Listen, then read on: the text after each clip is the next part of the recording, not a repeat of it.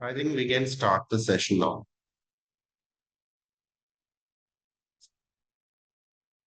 So hope I'm audible to you. Can you please give me a thumbs up if I'm audible? Yes, sir.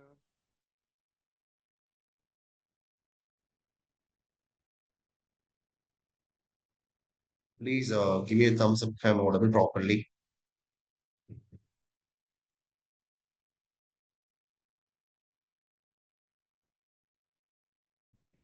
Yeah, great. I can see only 8 people have joined the session.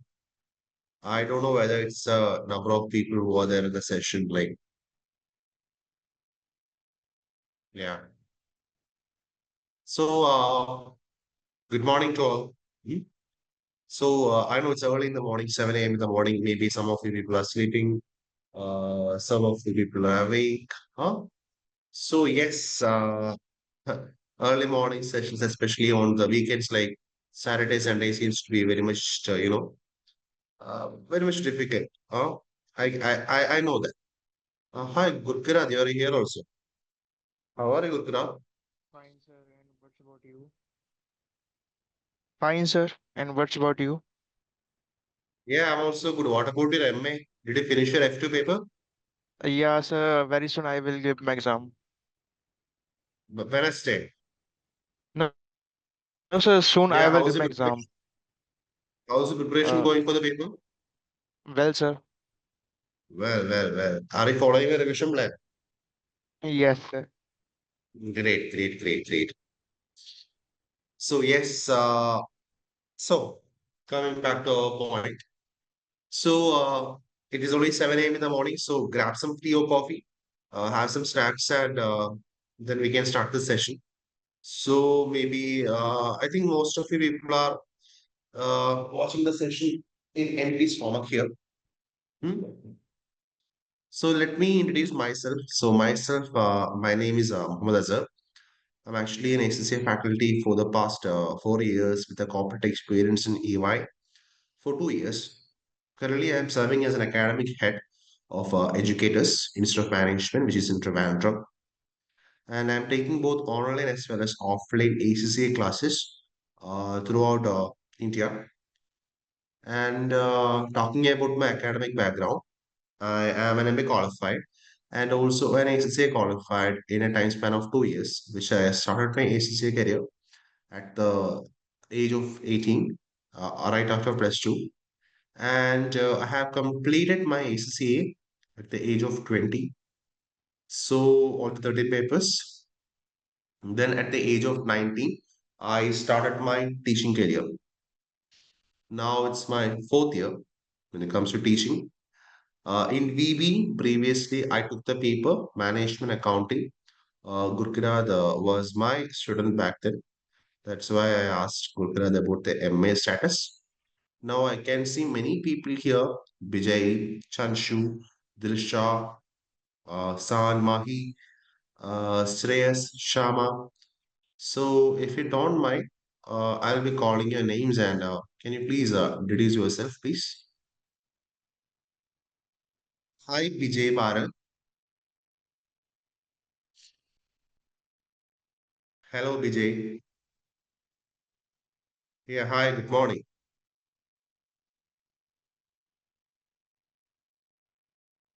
I think he is not audible. Chanshu? Hi, Chanshu.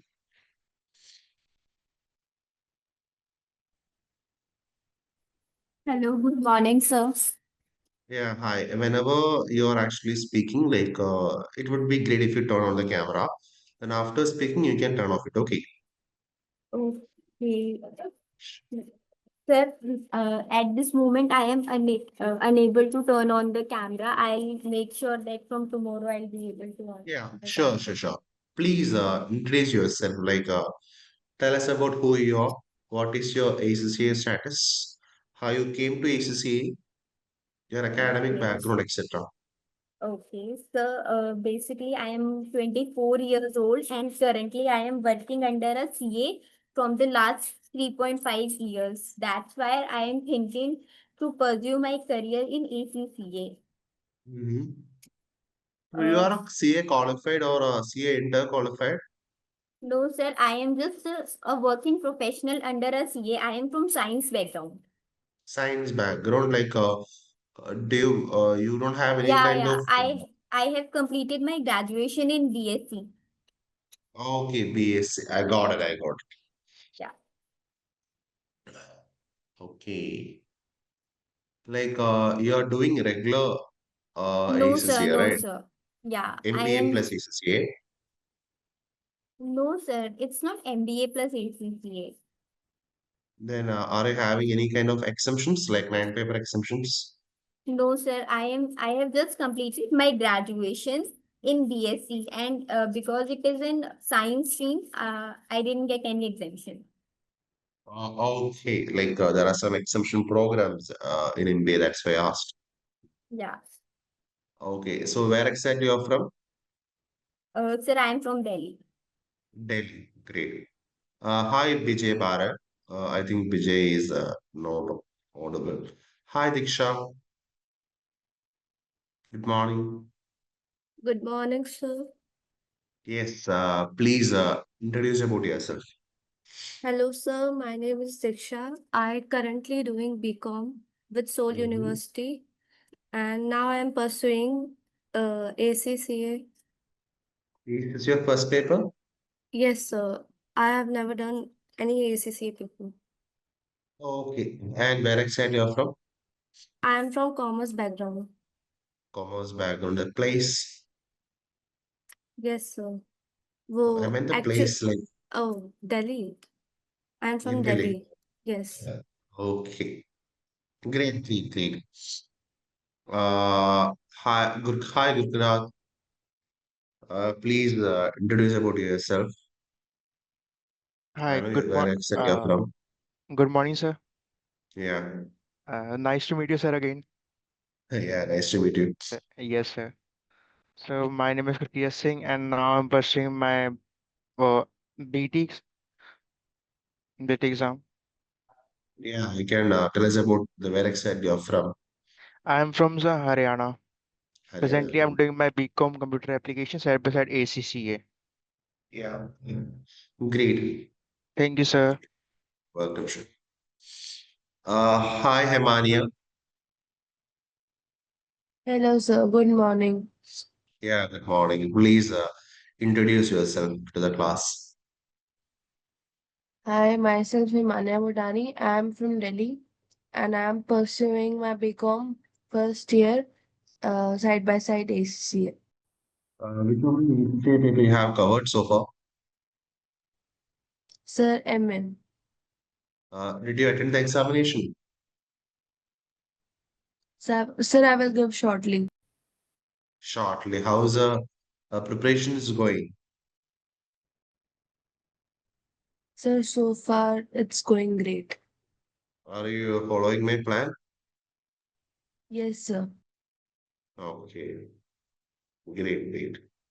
Are you following a plan of BPP exam kit? Sir, BPP. BPP, okay. So when exactly you're planning to give the exam? Sir, mid of September. Okay, great. Hi, Mahi.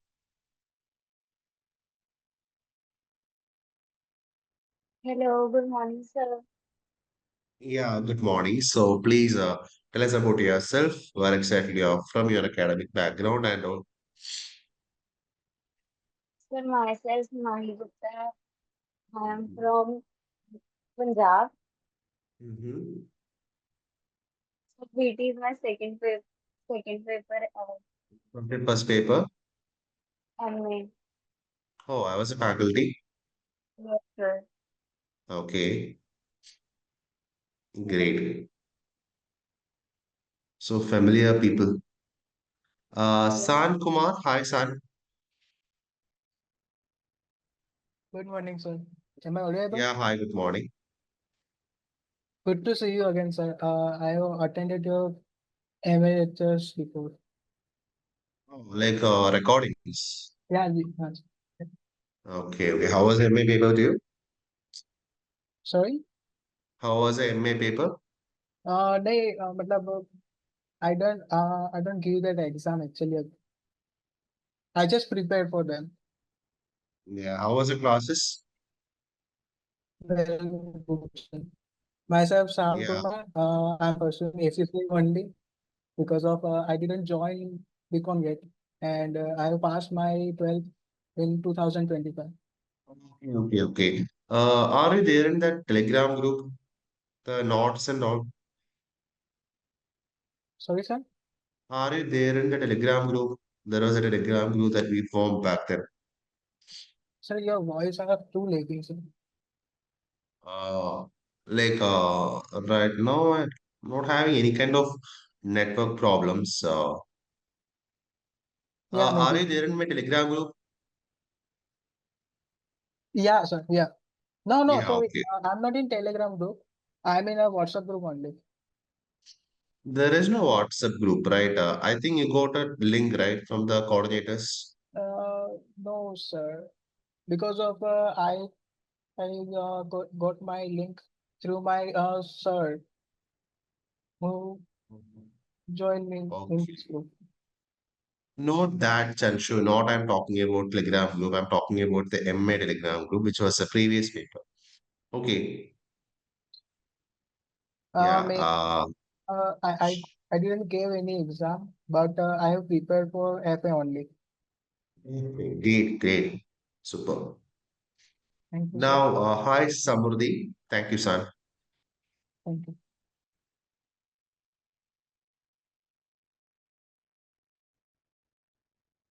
Hi, Samurdhi. Am I audible to you? Sir. Yeah. So please tell us about yourself. Myself Samruddhi Shinde, and Hmm. I am Maharashtrian, but I am living in Rajasthan, Jodhpur, and I am doing Hmm. my BBA with ACCA from Jodhpur. Oh, great. Now, Shama Firdaus. Hi, Shama Firdaus.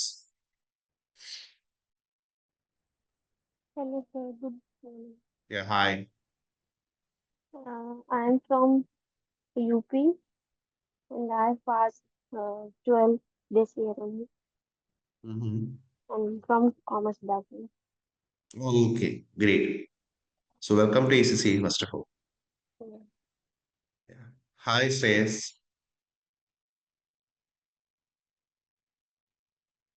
Hello, Shreyas. Okay, I think. Hello, good morning. Good morning, sir. Yeah, It's hi, good Shreya. morning. Ah, Shreya. Okay, it seemed Yes. like Shreya 05. So Yeah, that's why I yeah, called it yeah. Shreyas. Okay. Yeah, it's okay, sir. Yeah, Yeah, so please. hello everyone. I'm Shreya Manoj and I'm currently pursuing BCom honors degree from Delhi University. I'm in my second year. My native place is Kerala, but I live in Gurugram. Oh, so you're living So, in Kerala. no, no, no. I'm not living in Kerala. It's my You're from native Kerala. place. Yeah, yeah, I'm from Okay, there. okay. So in Kerala, where? Kerala, Palakkad. Palakkad. I'm actually from Trivandrum. Oh, okay. Yeah. Yeah. So good to see And you. yeah, yeah, same, sir. So this is actually my demo class. I Hmm. wanted to do ACC and I approached VGLD learning classes. So Manmohan sir, I guess, he sent me the link for the demo class. Okay, sure. Great. Thank you, sir. Welcome, sure. So let's start our paper BT. And some of you people are actually new to ACCA. So let me just quickly talk about the course structure and all. So talking about ACCA is a 13 paper program where the first three paper is knowledge level paper. Then we are having like six papers which comes under skill level. After completing first nine papers of ACCA, you are called as a ACCA part qualified. And remaining, we are having extra four papers. This is called P level paper. After completing the four P level paper, you will be an ACCA affiliate. Okay. So right now we are in knowledge level. we have to complete three papers here. The first paper is called BT. It is called Business Technology. Second paper is called MA. MA is called Management Accounting. And third paper is called FA. FA is called Financial Accounting. So far, many of you have covered the paper MA, and in the you are guys in the paper batch called BT right now. So let me talk about the entire marking structure, everything. How exactly exams work, how exactly we have to prepare. So let me talk about everything.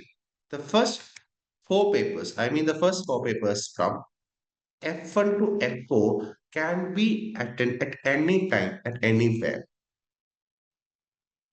If you want to attend tomorrow or today, you can attend right now. And the specialty is the paper is completely with MCQ.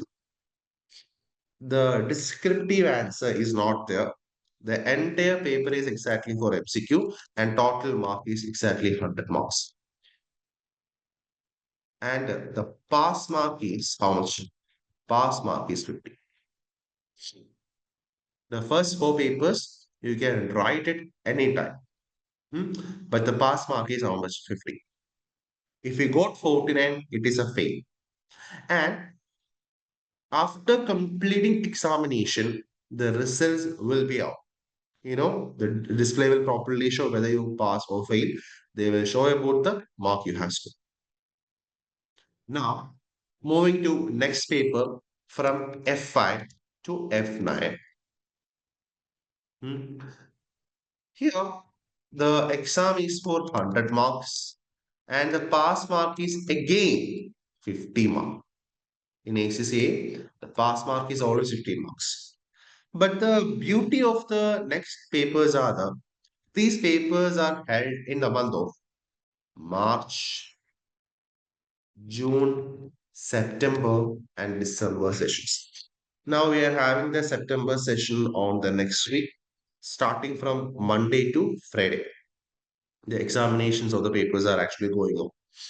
And talking about the paper F5 to F9, here 60 mark, 60 mark is MCQ and 40 mark is typing. You have to type the answers. The only exemption in the format comes in the paper called AA, which is a F8 paper, audit and assurance, where the paper, first of all, 30 mark they'll be asking for MCQ, and 70 mark you have to type the answers. After completing 9 papers, you will be an ACCA part qualified.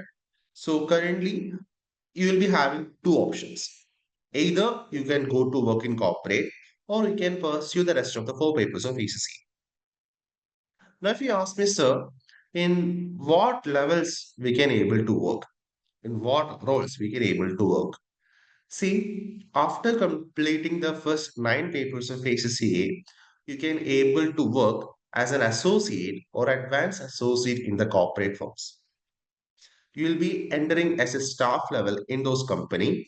When it comes to this PwC, KPMG, GT, Gatehouse, then EY, many people are actually hiring ACCA part qualified as well as qualified people to the positions. If you ask me about the salary also, the salary will be varying from one place to other. It depends on cities. Like if it is actually in Trivandrum, in my place, it will be approximately 40,000 per month, 35 to 40,000 per month for part qualifiers. If it is actually in Bangalore, the same position, we can able to work for 55,000, 60. If we go to Mumbai, the salary will be changing based on the living cost. Hmm? Okay. And the areas where you can able to work comes under the first of all audit is there. Someone is there, chat box. Actually, Sant Kumar, if you ask me the question whether you can able to work in mid-sized firms after completing the knowledge level, I'm saying no, right? The knowledge level doesn't provide sufficient knowledge to have the practical experiences in that area because uh, if you want to work in some of the firms, you should be having the knowledge of the papers like financial reporting, audit assurance, which comes in skill level. Okay. Hmm. Yeah, maybe if you try, you can work, but you can't able to argue about the payment. Okay. And they will pay you less. Hmm. Okay.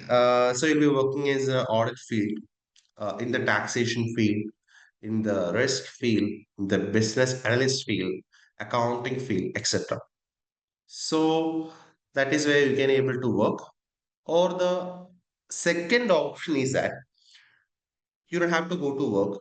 You can continue the rest of the four papers of ACCA, and you can able to qualify that papers in a time span of maybe 6 to 1 year, and you can be an ACCA affiliate. Hmm? With a work experience of 3 years, you can be an ACCA member where you'll be having the signing authority, not in India, but in other nations. In India, you can able to have a signing authority if you are a CA qualified. Okay, so that's about the course structure. And I forgot to explain the last 4 pages of ACCA, the P-level papers. We have to type the entire paper. We have to type for 100 marks. There are 4 papers here. The first 2 paper is called SBL and SBR. These are mandatory. Next, we'll be having extra 4 papers, which are AFM, AAA, ATX, and APM. Out of the 4 papers here, you can choose 2 papers. Hmm? You only have to choose 2 papers right now. Okay. And if you are actually planning to complete the ACCA qualification before 2027 September, this is a ACCA course format, because after 2025 September, the course will be changing slightly. The format, the structure will be changing slightly. So during that period of time, in the P-level paper, you only have to write 3 papers. The SBL and SBR is mandatory. And when it comes to optional papers, instead of 4, there will be 5 papers, which a data analysis paper will also be coming. Out of the 5 paper, you only have to write 1 paper to pass. Right now, you have to write 4 papers. After 2027, you only have to write 3 papers. The SBL, SBR are mandatory paper, and out of the optional papers, you only have to write 1 paper. You'll be having 5 choices. The same A from AAA, ATX, APM plus some data analysis paper will be there. So it will be more flexible. Okay, that is a ACCA course syllabus, structure, etc. So welcome to paper BT, the business technology. And the reason why I asked to, sir, is there any time limit to complete all the 13 papers? Like, if you ask me about that, no, not really. Like, maximum like 7 to 8 years. Like, if you are actually reading the papers in a continuous manner, it is okay.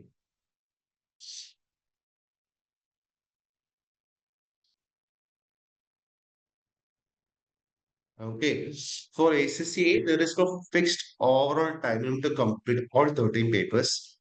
You can technically take as long as you want. Okay, but you have to properly pay the annual subscription fees. Then, once you finish the first 9 papers, you have to start with the strategic professional examination.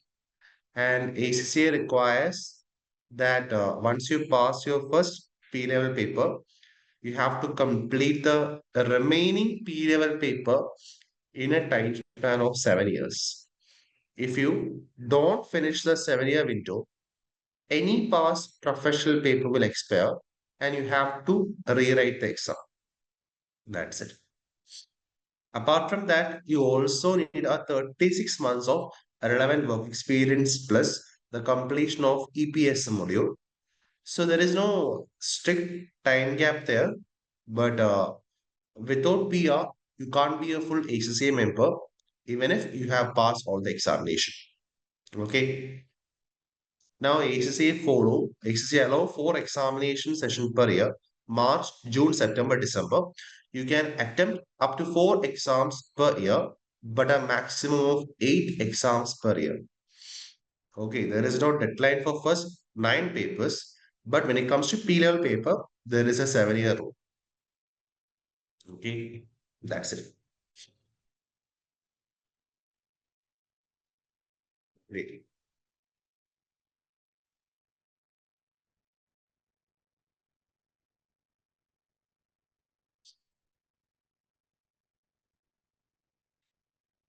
Can we start now?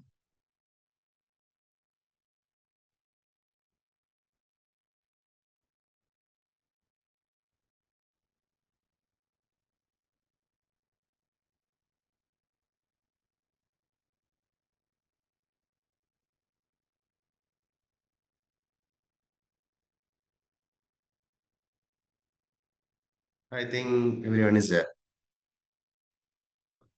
So, welcome to PT again. So the BT, this is the very first paper of many people's ACCA journey, and trust me, it actually sets the foundation for everything that follows.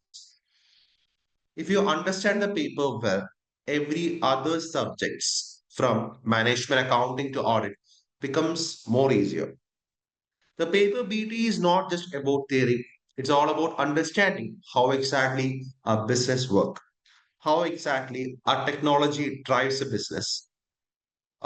Think of it like a company. I'm just talking about the company like maybe I'm saying San Kumar Limited Company. Hmm? I'm taking your name as an example. So when it comes to BT, okay, we'll be talking about how exactly the organization was formed, how exactly the organization is structured, how exactly people inside the organization behave, how exactly the technology is transforming the business model today.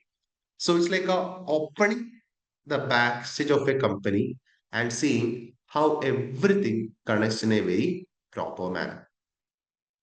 So why does VT matter? Why this paper is very important? Any idea?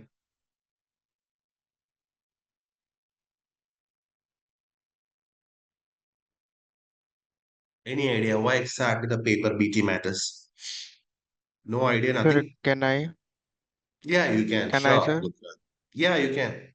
Sir, according to my point of BT is a necessity because it tells about the business activities that in our day-to-day life that will Mm-hmm. also help us in our future. I think Mm-hmm. so.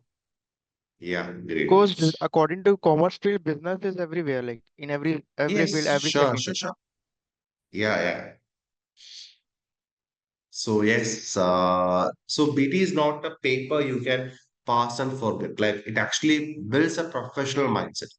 Imagine you're actually an accountant working in a firm like Apple or Amazon something.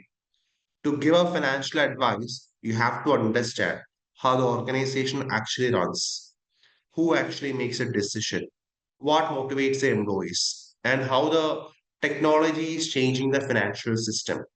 That is exactly why PT matters. It makes you not just an accountant, it makes you a professional who properly understand about the business strategy and the people.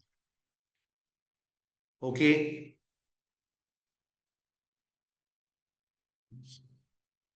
So the paper actually teaches you a proper business mindset. It's like a planting seed later in the papers like ACCA SBL, ACCA audit and assurance, and the financial management. All exactly draw from the paper BT here. That is why I tell my ACCA students that BT is not the first paper. It's the most powerful start you can give yourself in ACCA. So in the class, in my session, I want you to be, thinking beyond the examination. Don't just prepare to pass just 50 marks here. Prepare to understand the business, the people, technology. So as you're sitting in a boardroom, you know, you can able to understand, okay, we have to take decision in this manner. Huh? You always have to think like a business person. Huh? So that is what the ACC expects. That's what will make you professional. Okay. So once again, welcome to the paper, BT. So I'm going to start the paper. So it is 7:31 a.m. in the morning. People are only waking up. So I'm showing this here. This is our Kaplan textbook here. I'll be following the Kaplan textbook to take the sessions here.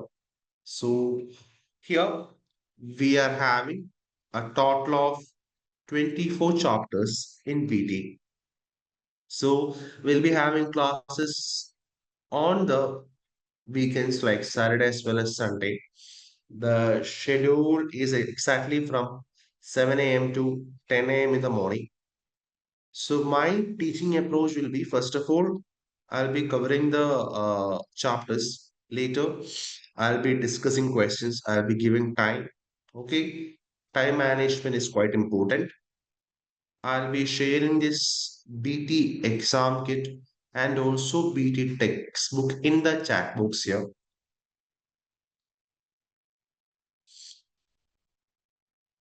Okay. Seems like I can't able to share the kit and also what I should be doing.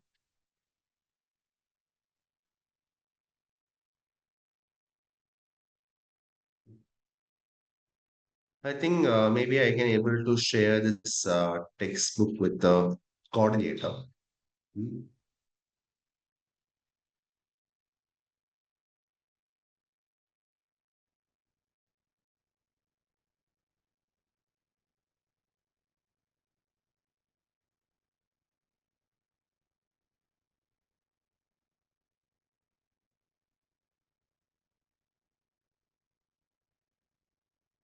I have shared the notes with the coordinators. Okay, so they'll be sharing the textbooks. So we are actually going to start our paper BT right now. So the first chapter is called, let me take it. Come, come, come.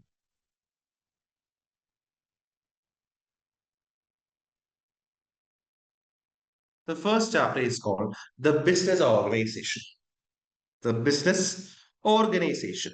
Like, what do you mean by an organization?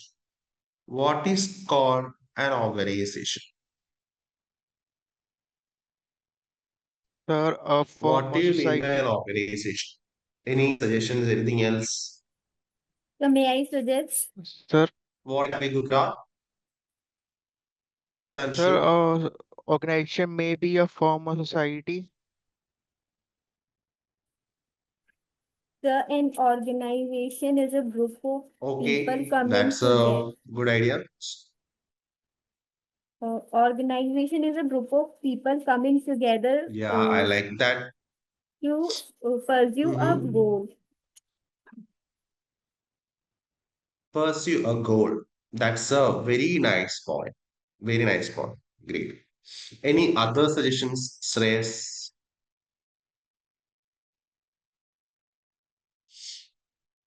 Any other suggestions?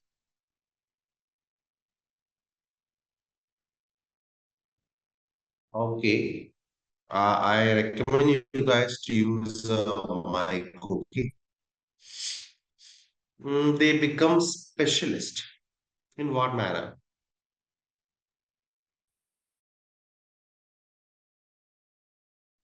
In what manner do you think they become specialist? Shama, By communication. by communication, okay?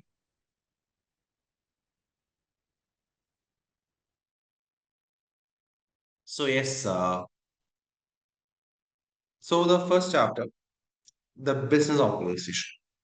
This is a very important chapter because It builds a foundation of understanding how the business are actually formed and why exactly they exist and the different types of organization.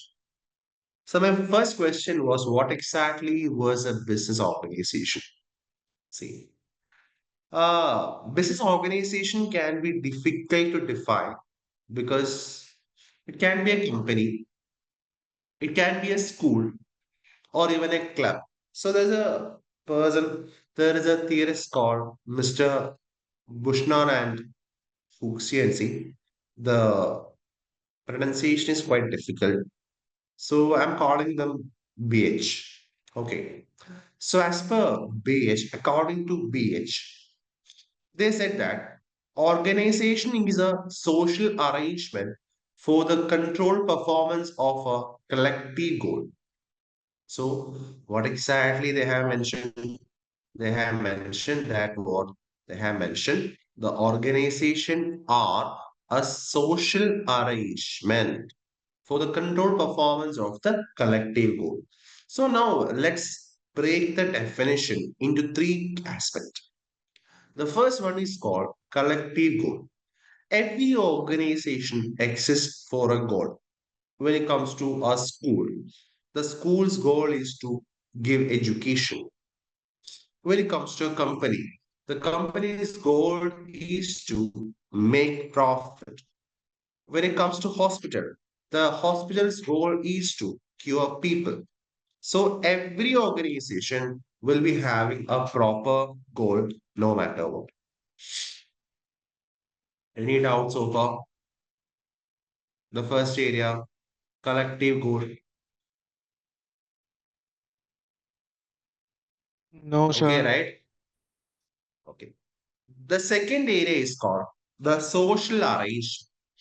When it comes to a company, when it comes to an organization, it is not just managed by a single person. See, when it comes to an organization, there are different types of people. They have to work together with a proper structure. Hmm, there will be a staff, there will be a senior, there will be a manager. Each people will be having their own responsibility. They'll be giving orders, they'll be doing their tasks based on the orders they're getting from the upper management. So, if the organization is quite a bit larger, the formal structure will also increases. So, I was talking about the social arrangement here. So, one person alone is not organization. The people must work together with a proper structure. Larger the organization, the more formal the structure will be there. And next one is called control performance. Every organization is having a proper systems and procedure. For example, a company will be setting a sales targets. I'm saying you have to increase the sales target by 2% this month. So the employees have to meet the target no matter what. Or I'm saying the hospital will be setting some of the treatment protocols. Or if it's a education institution, I'll be setting some target to people like you should be having at least 10 admission in this current month. So this is a target. So every organization will be having a control performance. So I'm talking about a football team. A football team is exactly an example of organization because how many people are playing football in a team exactly? What is the number of people who plays in a match? How many people are there in a team, football team? At least how many of you watches football here? No one? No one watches the football? Yes, sir. So which is your favorite team? Gurgarat. No, sir. I am not eager to watch big football. Okay, what about others? No one watches football? Chanshu, Dilsha. No, sir. No, sir. Oh, Vijay, Gurgarat. I guess there are 9 members in the football team. How many people? There are 9 people. Exactly 11 people. Okay. Hmm. Okay. So football, see, when it comes to football team, it's a perfect example of organization. It has players working together. It has an objective to win the game. It has a proper structure. Out of the 11 people, the one person is called goalkeeper. Hmm? And the rest of the 10 people will be defenders, midfielders, strikers, etc. There. It has a proper control system, like there are proper training, there are proper tactics, etc. And it requires a proper teamwork and a proper motivation to win. So, once again, organization is a social arrangement for what? A control performance of collective goals. The first of all, we talk about collective goals. The organization will be having a proper objective.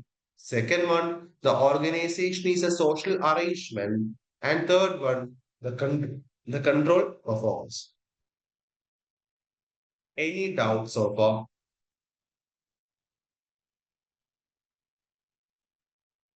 Any doubts? Nothing, sir. Can you please read this till here?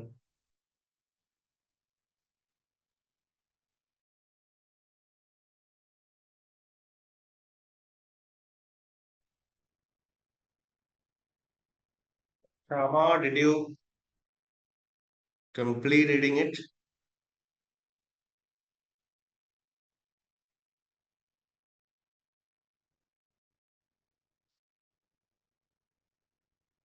Rama, is it done?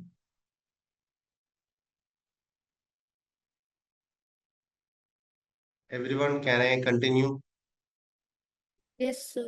Yes, sir. Oh, great. Oh, that. So now, next area. Why do we need the organization? What exactly is the main purpose? Like, why exactly organization exists? What do you think? Why exactly the organization is there? Hmm? I want your recommendation. Hmm? I'm giving you 3 minutes. Now it is 7:47. Whatever thoughts comes in your mind, you have to put that in chat box. Hmm? My question is that why do we need an organization? Why do we need an organization? That's a question. Okay. This is a question. So you have to write some points, whatever comes in your mind, kindly share that in chat box. Okay. I'm giving you a total of 3 minutes. Take your time.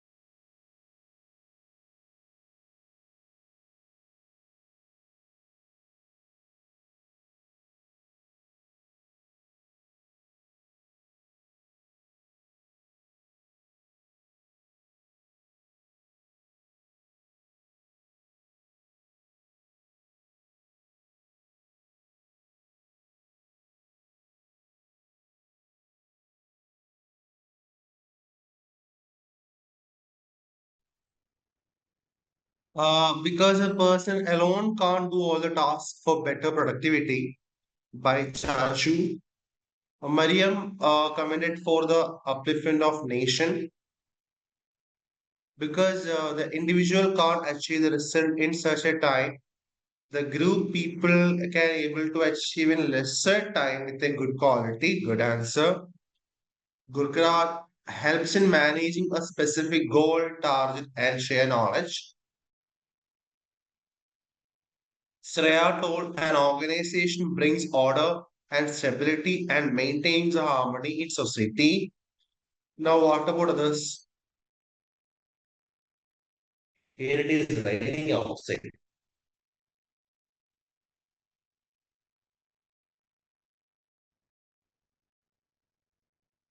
So, yes, let me talk from my side. When it comes to organization, you know, the organization exists because of three reasons. I'm just saying. The first of all, when it comes to organization, the people can able to share their knowledge and also the skill. Hmm? For example, here we are having 11 people here, 12 people are at the session. So the 12 people are actually coming from different background. Especially if we speaking, we are actually from different part of the country. So with different background and different knowledge, so we can able to share our thoughts. It will be a good thing. The people can able to share their skills and knowledge, and also the people can specialize and become experts. Maybe I'll be great in something good. Diksha will be great in something good in an area. Like us, Gurukrat, Chanshu, Sreya. Every people will be an expert in their own areas. So they can able to be focused. They can able to specialize and they can able to become more experts there. And third point, the people can able to pool resources like money and time. So all the three will create something called a synergy, which means that the group can achieve more together than the individual alone. If I am a person in the organization, I can't able to achieve everything all by myself. I need a team. I need some people. So with the help of a team, I can able to achieve more. I can able to create a synergy. I can able to add value into that. It will be a good. Okay. Any doubts? Hmm? Any doubts so far? Sir, what's the meaning of pool resource? What exactly? Sir, pool resources. Pool resources. Yes, sir. Okay. For example, you're actually starting a business. Hmm? So, what is the main first concern comes in your mind? For a You're startup, actually we starting a are business. for a startup Pool we need a resources means, yeah, the pool resources Okay. means Like, combining or sharing resources like money, skill, time, effort, so that the group can able to achieve something together that would be difficult to achieve individually. If five people in my class are actually starting to contribute a 10,000 rupee each, it will be total of 50,000 rupee. So they can able to start a business all together. Along with that, if the five people have sharing their value and time along with the skills, they can able to complete a project faster than if one person work together alone. So when a people pool resources, they put what they have into a common pool, or I can say a collection to use a collectivity. That's it. That is called pool resources. Okay, Gurkrat? yes, sir. Okay, great. Now here you can see a question. So Chanshu, can you please read the question here?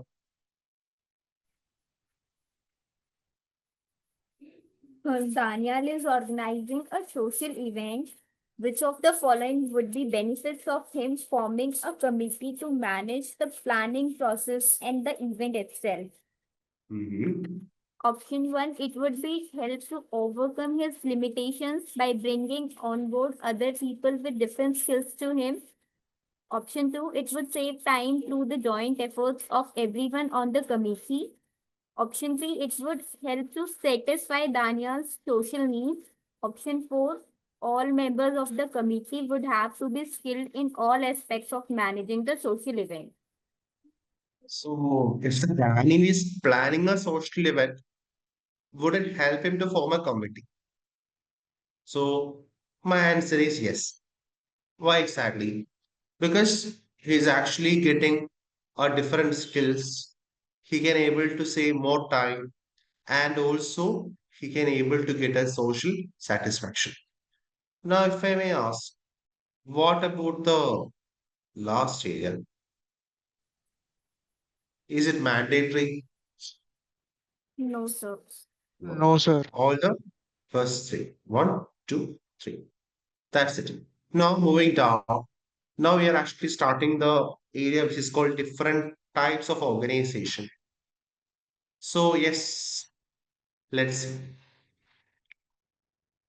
Now let's classify organization.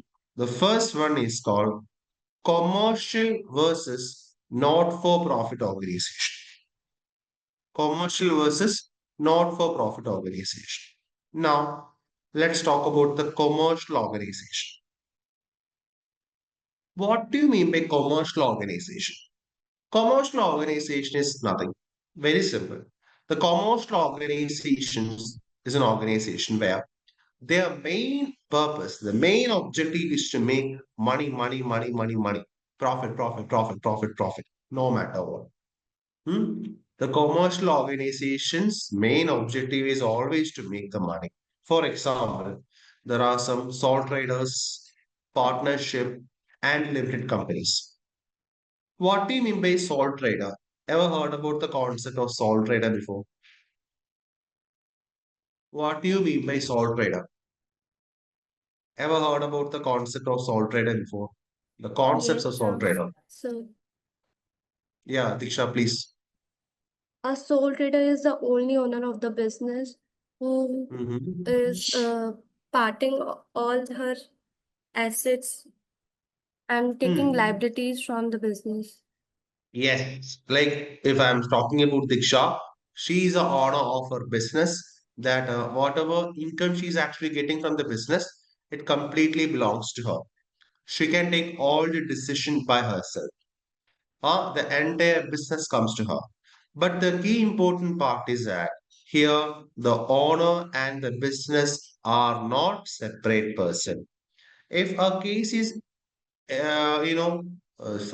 someone is trying to join the session.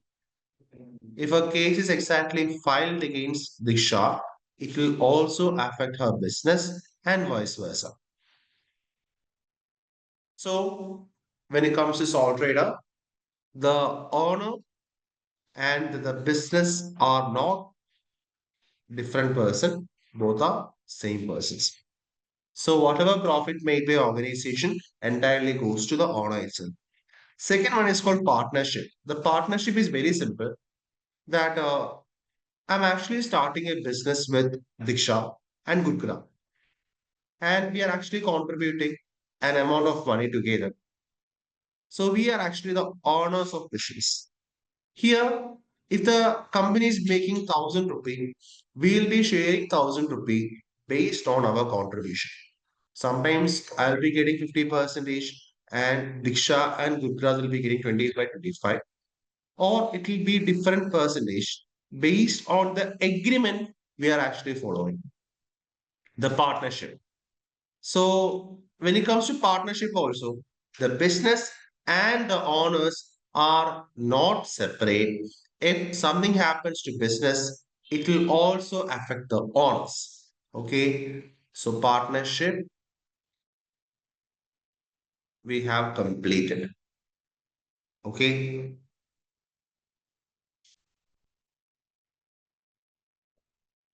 No. There is something called unlimited liable partnership. When it comes to unlimited liable partnership, we can able to say here the owners and the business is a separate person. First of all, I told you the simple partnership.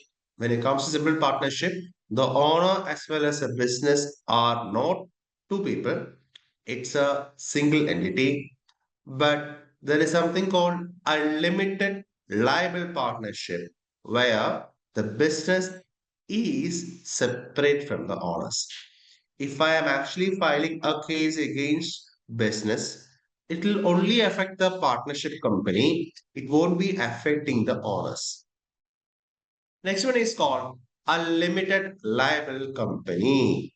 Here, we are actually forming a company. The owners are called the shareholders of the company. But do you think the shareholders can able to properly coordinate the activity in a day-to-day manner? What do you think?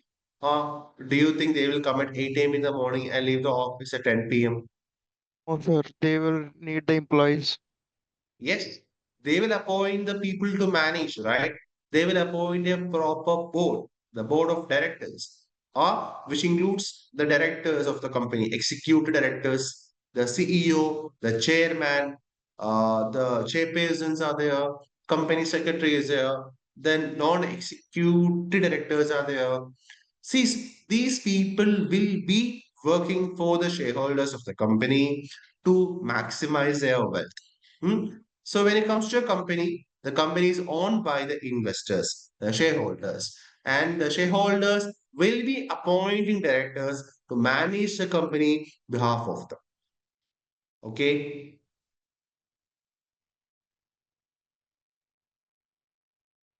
Any doubts so far? And when it comes to a company, the business and owners are actually separate. If I Gurkran is having a company, if I am actually filing a case against Gurkran, his company won't be affected. Only Gurkran is affected by the case I am filing. That's it. Okay. Any doubts so far? No, sir.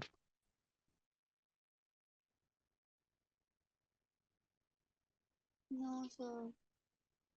Do I need to repeat once again?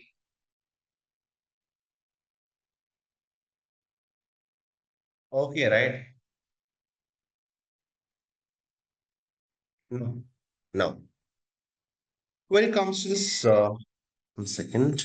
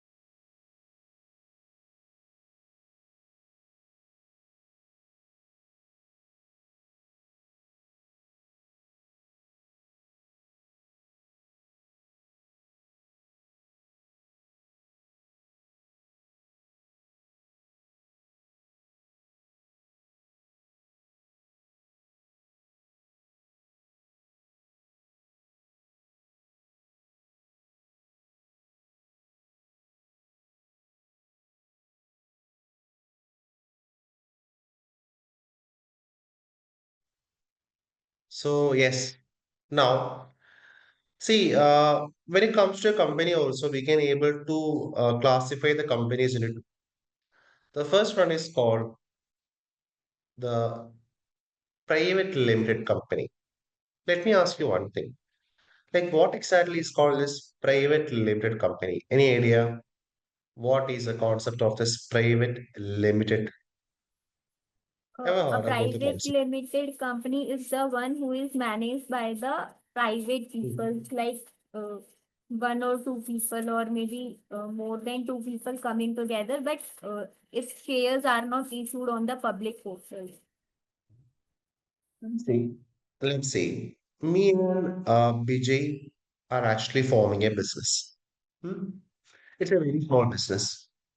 And so right now, we don't have so much amount of money. So we invited Mr.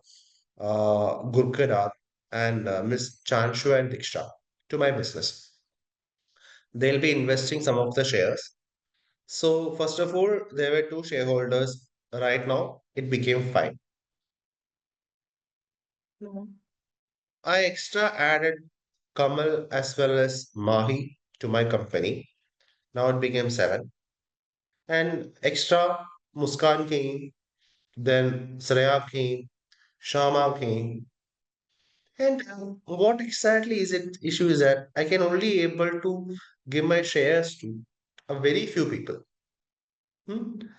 I can able to give the shares to the public. I can able to offer my shares to public. This is called a private limited company.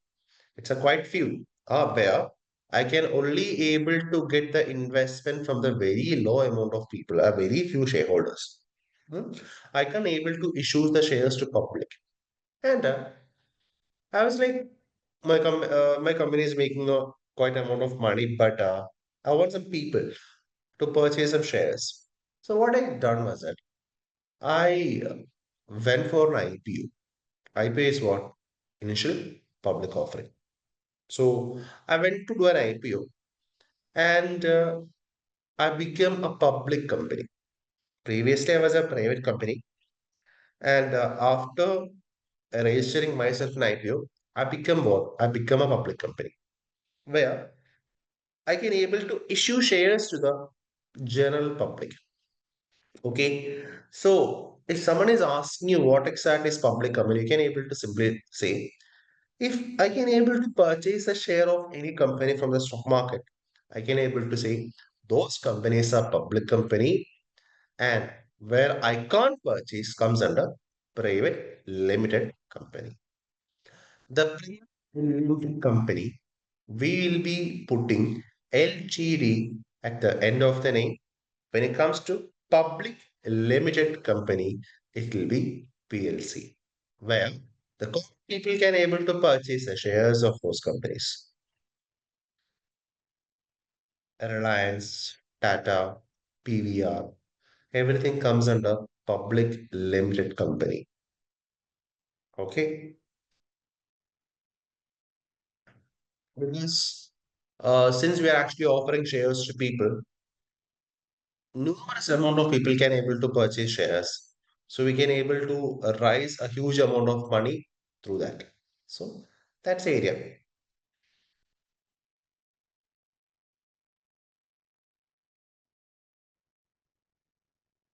Any doubts so far?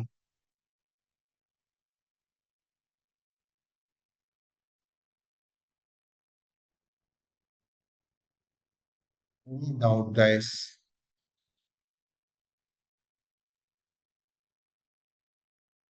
Okay. Gurkirat, is it okay for you? Gurkirat, Yes, sir. any doubts? No, sir. If it's okay, please rate from here to here, from sole traders to public limited companies, please. Sir, sole traders are the trader that are single No, owners.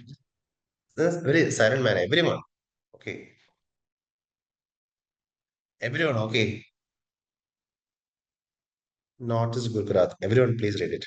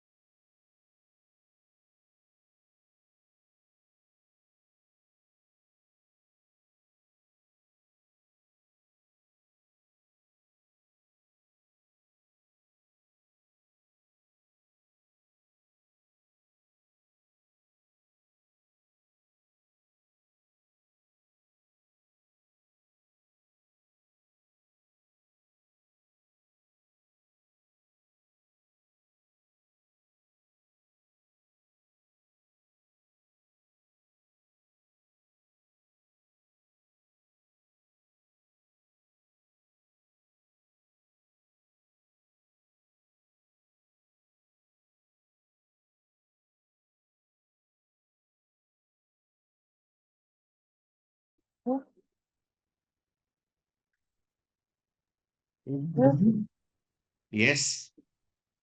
in partnership, the owners and the business is same. When it comes to the partnership, the simple partnership where the organization, the owners and the business are same. When it comes to a limited liable partnership, the advantage is that the owners and business are not same. The simple partnership, owners and partners are same. Owners and business is same. When it comes to limited liable LLP, the business and owners are separate legally. Okay. Okay, sir.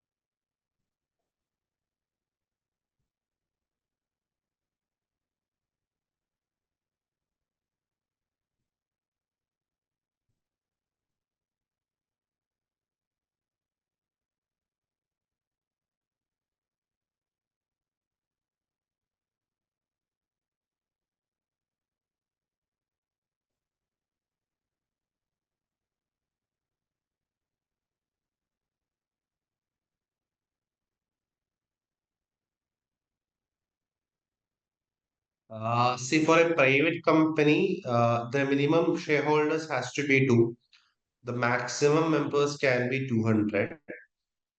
For a public company, the minimum members are exactly seven.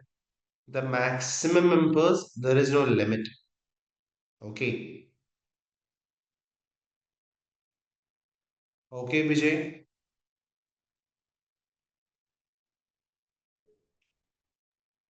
So what is the difference between limited liability partnership and limited liability company? A limited liability partnership and little level company. When it comes to a partnership, we don't have to prepare FS, financial statements. When it comes to a company, we have to prepare the FS no matter what. And also, when it comes to a partnership, the partners are actually sharing this profit based on the percentage they're actually having, based on the partnership agreement percentage. When it comes to a company, there is no profit sharing. The shareholders will be getting something called dividend. Okay. Any other doubts?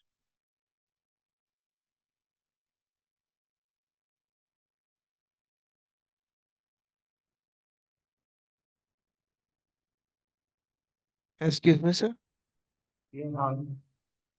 Sir, in banks which are private limited, the maximum members will be like 50, I think so. When it comes to a private limited company, the Like bank, maximum people, what exactly now? sir, banks for banks, private limited banks. Private limited banks. Yes, sir. Uh, when it comes when it comes to the private limited banks, the minimum number has to be how much? The minimum number has to be two. And maximum, normally speaking, it can be 200. Okay, sir. Okay. Okay. One second.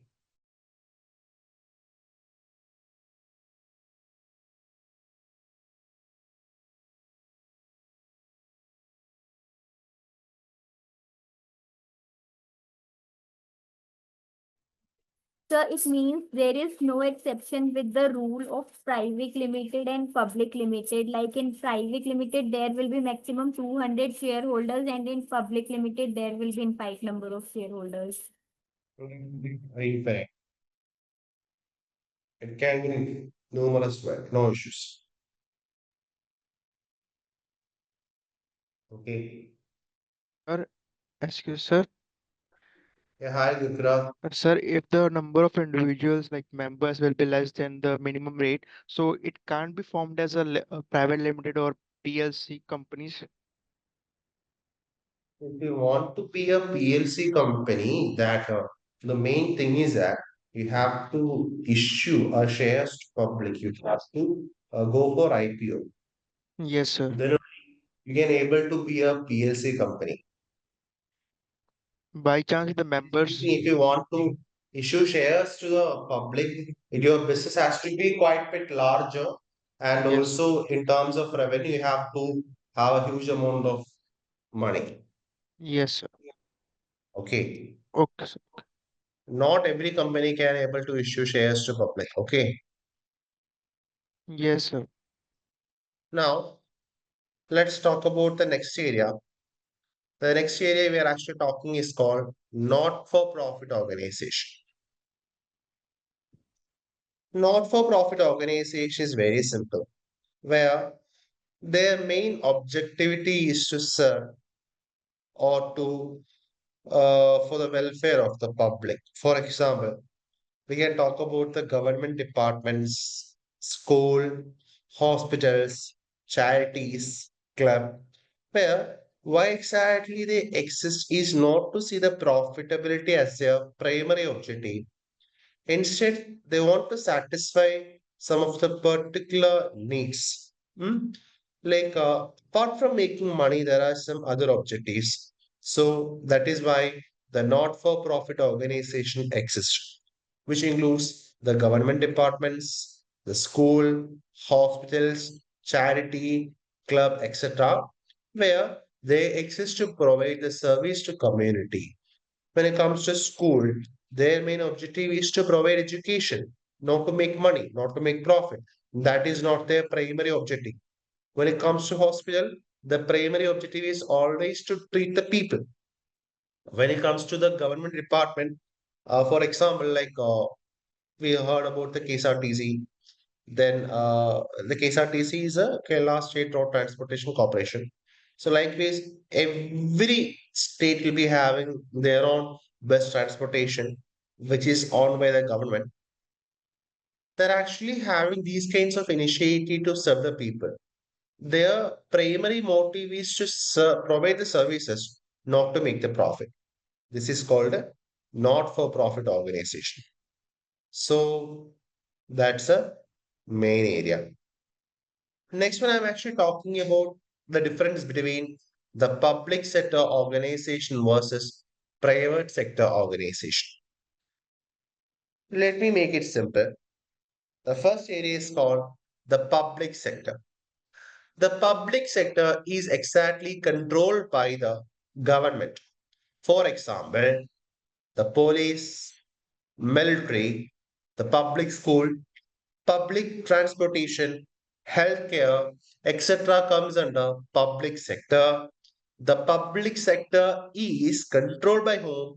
Controlled by the government. When it comes to the private sector, when it comes to private sector, the only difference is that the private sector is exactly controlled by the private individuals or group. For example, the businesses, charities, club, etc. comes under private sector. Public sector by the government, private sector by the individuals. Okay. See, some school tries to have the fun by holding events and making profit. Do you think they're actually making all the activity to make the profit itself? No. When it comes to our school, their main objectivity is to provide education. Okay. So once again, I'm talking about the two different type of sectors. The public and private, public sector controlled by the government. For example, police, military, public schools, public transportation, healthcare comes under public sector. Now, then I'm talking about private sector. It is controlled by the private individuals or group. For example, the business, charities, club comes under that area.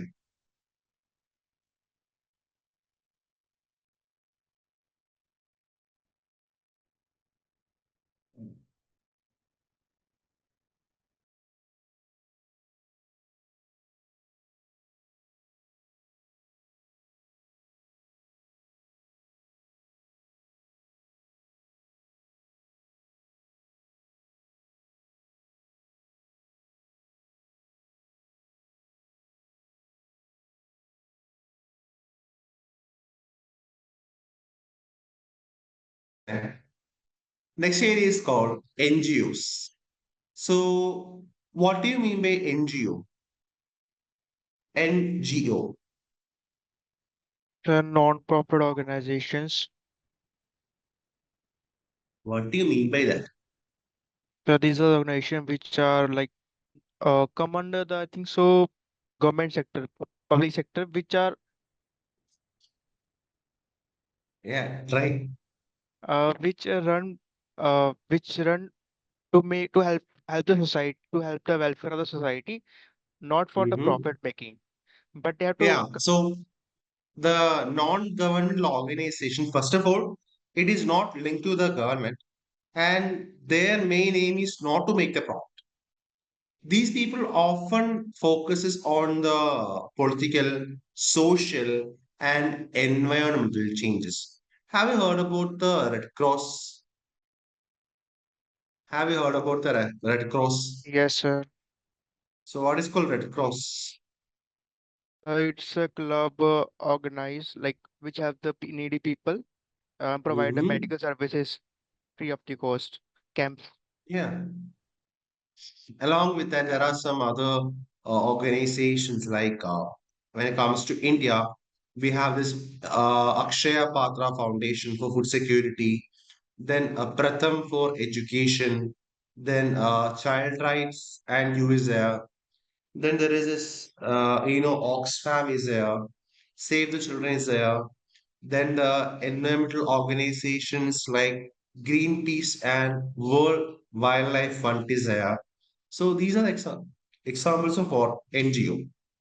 The NGO is not linked with whom. The NGO is not linked with the government, and their main aim is to not to make the profit. Okay. Any doubts? No, sir. Okay. Next area is called cooperatives. The NGO what is the difference between NGO and not-for-profit organizations? I think they both are same. Actually, the not both are same. The when it comes to NGO, there is no interference of government. Okay. And then not-for-profit. When it comes to not-for-profit organizations, sometimes government intervention is there. Okay, the when it comes to not-for-profit organization, the thing is that any organization which is set to not to make profit comes under this NFP. It can be a trust society something. When it comes to organization, the NFP that works independently of the government, usually in the social, humanitarian, or community development field. The NGO is one of the category of the NFP, which often focus on social service and development.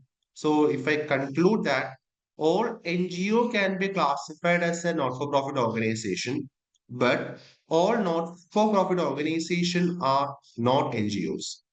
Examples: a sport club or a hobby association is a not-for-profit organization, but it doesn't comes under NGOs. So, in all NGO can be classified as a not-for-profit organization, but vice versa, no. All NFP is not NGOs. Okay. Okay. The like all the NGOs, like NGOs is a broader term, like when it is serving the welfare for the society. Yeah, yes, Okay. correct answer. Yes. All the NGO without any kind of government intervention can be classified as this area. Okay. Now, next area is called cooperatives. So, cooperatives are much more often in the rural areas. Corporate societies are there. So, yes, talking about the cooperatives, it's very easy.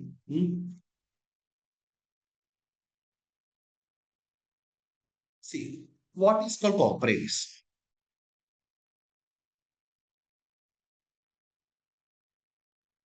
Cooperatives are exactly a type of business organization that is owned and run by the members. It is not by outside investors. It is completely owned and completely run by the members itself. The main factors are when it comes to cooperatives, these are owned and democratically controlled by the members. See, the people who uses a cooperative members are also the owners. Like they are actually making the decisions all by themselves. For example, in my class, there are 11 people, and we are actually starting a cooperative, which means that we guys are exactly what? We guys are exactly the owners of the cooperative. Huh? So we 11 people can be called as the owners, and we 11 people make the decision together. So, so one of the important part of the cooperative is that when it comes to the cooperatives, one member will be having one vote. When it comes to company, the company's vote depends upon number of shares. But when it comes to cooperative, there are 11 people here, which means that every one of you will be having one votes. Equal power. It makes it more democratic and more fair. And along with that, the profit made by the cooperative is distributed among the members. Usually speaking, based on the service they're actually doing it for cooperatives. Uh, when it comes to the example, for example, I can able to say there is a retail cooperative which is owned by millions of members. They run supermarket, insurance, legal service, etc. So profit are exactly shared back with members as dividend. When it comes to the Amul is a Amul products are very famous across India. Amul is owned by the farmers. The farmers supply milk. The cooperative process and sells it, and profit go back to farmers, not to outside investors. So when it comes to cooperatives, it is owned and controlled by the members. One member is equal to one vote, and profit are shared among the members. Okay.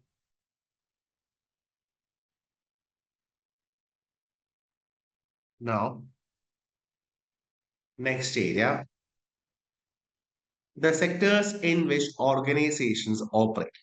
Okay.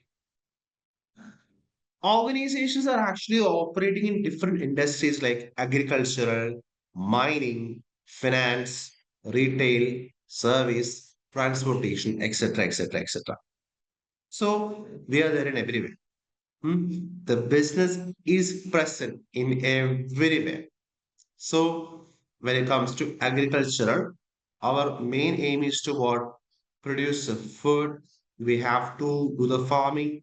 When it comes to mining, it's all about extracting the minerals. When it comes to financing, there are some commercial institutions like bank and other company which deposit and which actually borrows money.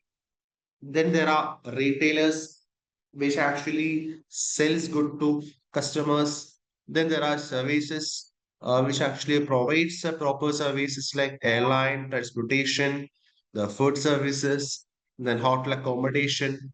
Then there is transportation services, which helps in which helps to move the goods from one city to other cities. And also when it comes to the people also, we can able to travel. So there are different types of sectors where organizations can be operated. Okay. So in summary, hmm, uh, let me talk about the difference between organization. First of all, let's summarize the main difference between the type of organization. The first one comes under ownership. There are government, private owners, or members are there. When it comes to objectives, some people want to make money profit. Some people want to provide services. Some people want to provide the welfares or to achieve social goals. When it comes to activity, manufacturing, education, healthcare, finance activities are there. When it comes to funding, sometimes investors fund from their own pockets. Sometimes government helps. Sometimes donation matters. Then size. From small sole trader to multinational company we have discussed. Then liability. There are unlimited for sole traders and limited for companies. But remember, despite these differences, most organization faces similar challenges like, motivating the employees, creating a proper strategy, recording the proper transition in a proper manner.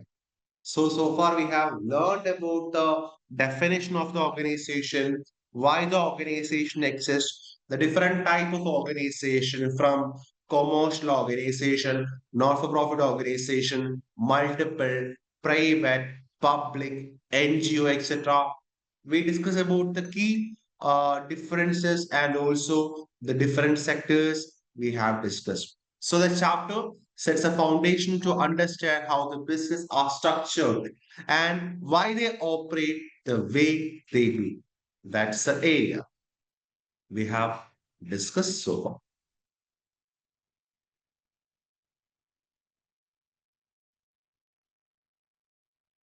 Okay.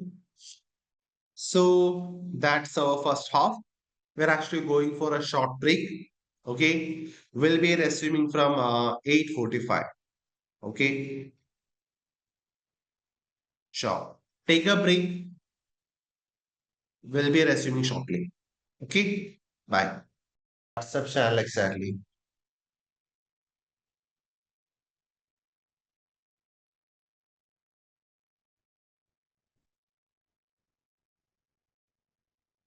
The problem is not there are many kind of WhatsApp channels. That's why.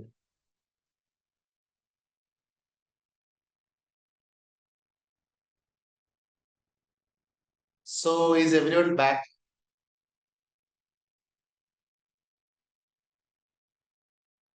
Please reply in the chat box. If you guys are back, please kindly Yes, sir. respond. Great, great.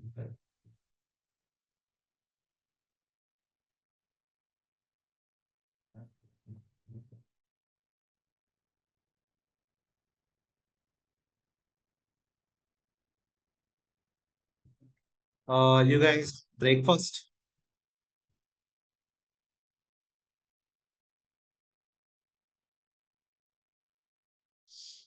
Hey guys,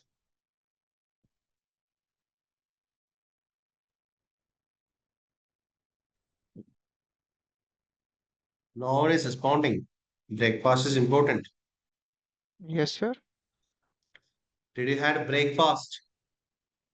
No, sir. So what's special? Sir, after class I will take. So what's you are going to make?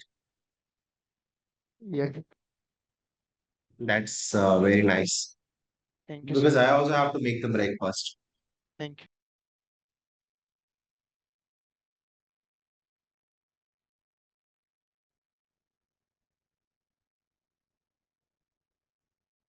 So we have completed chapter number 1.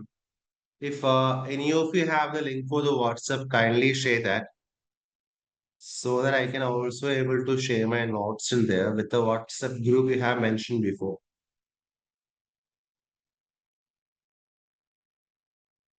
Is there a WhatsApp group? No, sir. This There is no WhatsApp group. so you can create a one Telegram group for PT Yeah, BT seems to be okay. that you have created in MA also. Yeah, yeah, sure, sure, sure, sure.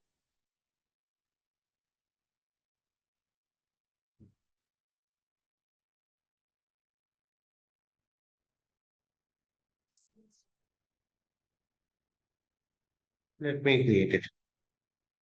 And also I'll be sharing the link, okay? Yes, sir.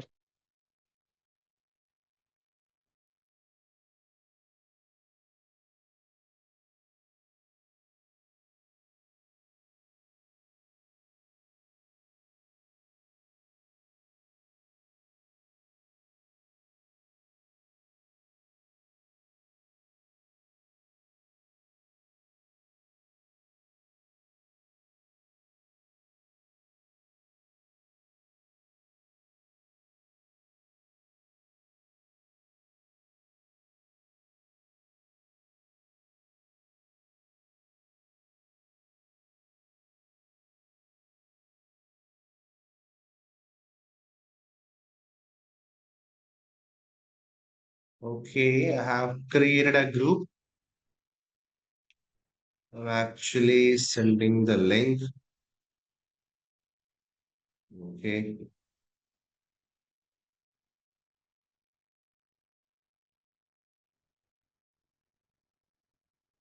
Kindly join the group. Okay, everyone, please.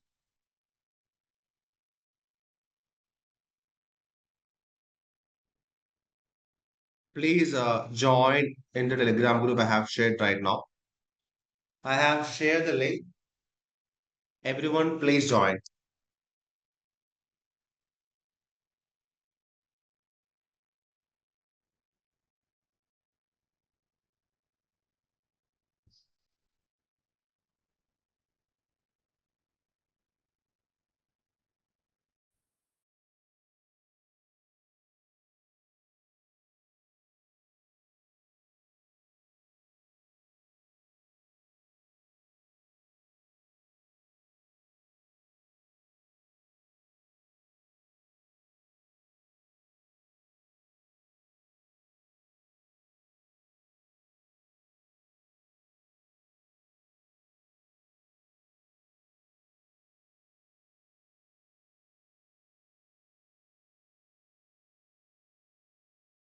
You can install a Telegram because usually Telegram we used to share things and all that's why. Install Telegram and just join the group. Okay. It only you only have to log in with the number. Okay.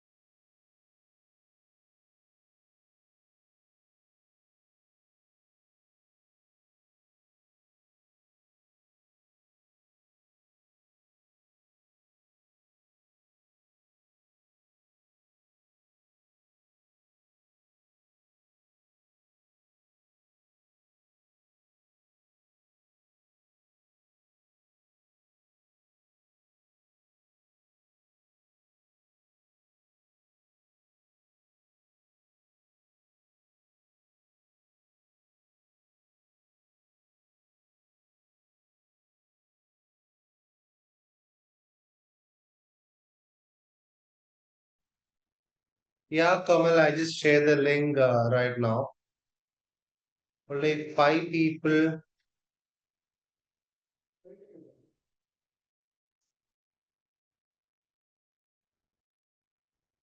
I have sent the link in the Zoom chat box here. Kindly join the group. Okay, everyone, please join because every update I'll be sharing in that.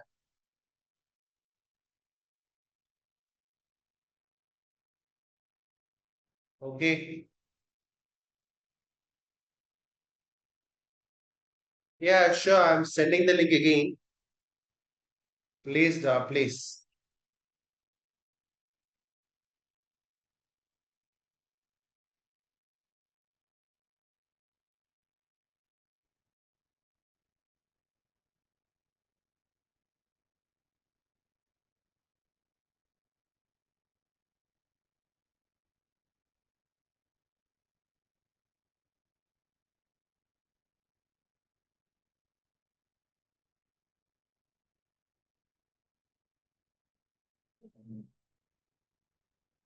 I'm sharing the BT exam kit as well as BT exam text here. Okay. I have shared the BT exam kit as well as BT exam kit in the Telegram group. Okay. You can able to find the text as well as exam kit from there. I'm requesting everyone to join the group because we have completed the first chapter. So I want you guys to kindly go through the chapter. That is why I'm requesting you guys to kindly join in the group. Okay. Only 9 people are there. Still two more to go. Two more to go. Two more people to go, please.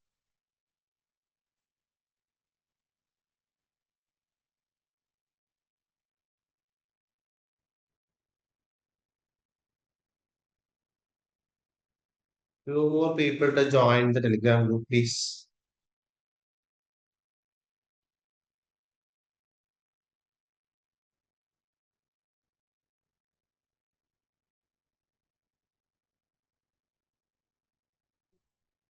Mahi, Kamal, Chanshu, Diksha, Minakshi. So, so I'll be sharing this again. I think Maria didn't get it, right? So what exactly you have to do is that kindly download this uh, textbook, and you have to read the chapter number 1. What exactly we have discussed so far? The business organization. Okay. In the class, kindly read it. Okay. The business organization. Please read it, guys. This chapter, we have covered the first chapter. Kindly go through the topics. Is it okay? Diksha, Gurkrat, Chanshu, Mariam, is it okay now? Yes, sir. Please do it, okay? Yes, sir. Please. Yes, sir. Sure.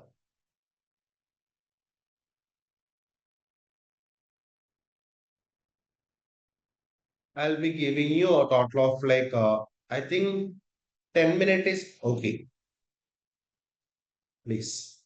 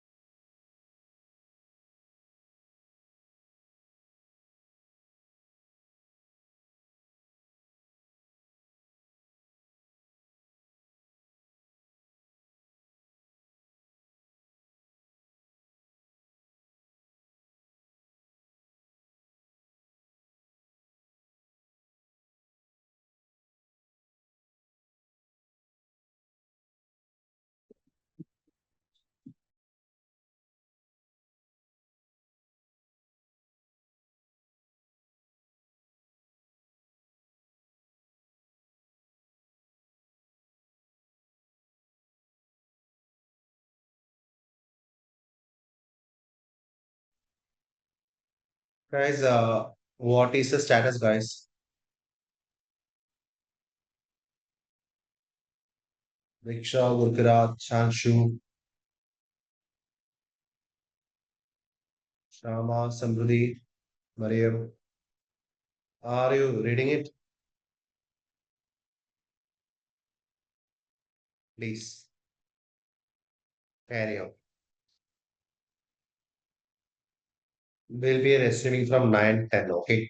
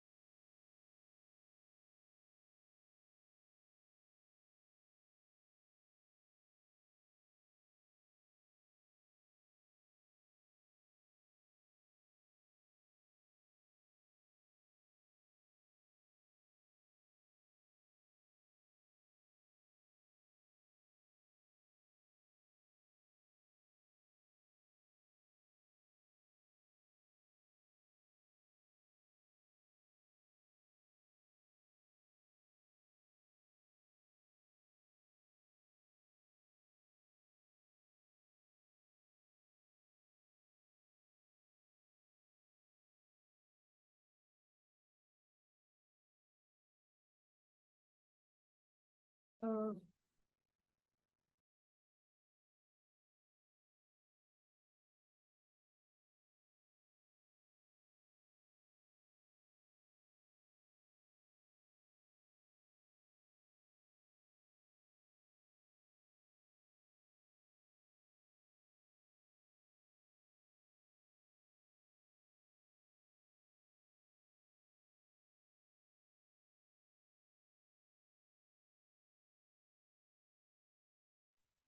Yeah, Chanshu, I can explain the test your understanding.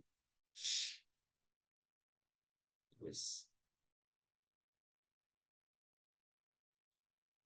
So, Greenwatch is a so independent no, environmental sir, charities. this is not that. It is related to a school, many school fundraising. Can you please tell me now? Tell me the area. Test your understanding. Is it illustration?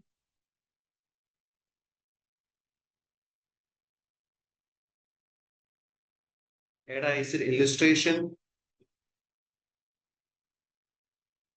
or is it this? Test your Yes, sir. understanding too. Yes, sir. Ah, Yes, okay. sir. So what exactly they are saying there?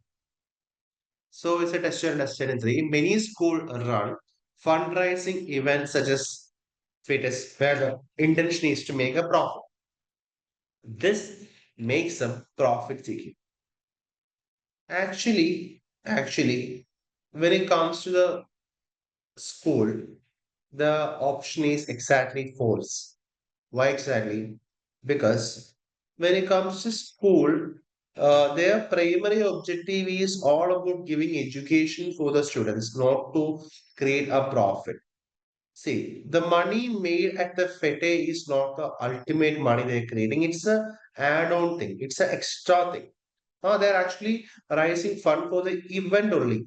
The event is not their main objective to promote. So it is not a profit seeking. So option is false exactly. Okay. Okay, sir. Sure. So we are starting our chapter number 2.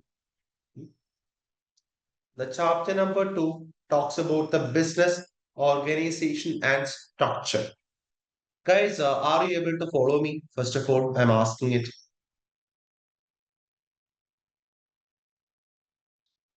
Any suggestions, anything else, please? If you are having any trouble, kindly message me or you can mention me, please. Sir, have you shared this PDF in the Telegram group? What exactly? Sir, have you shared this PDF in the Telegram group? Yes. I have shared this. But I can't see it. Maybe because you have joined lately. I have shared the PDF like 2 times. First one was 854 and second one was 856. You have joined lately. That's fine. I'm sharing again.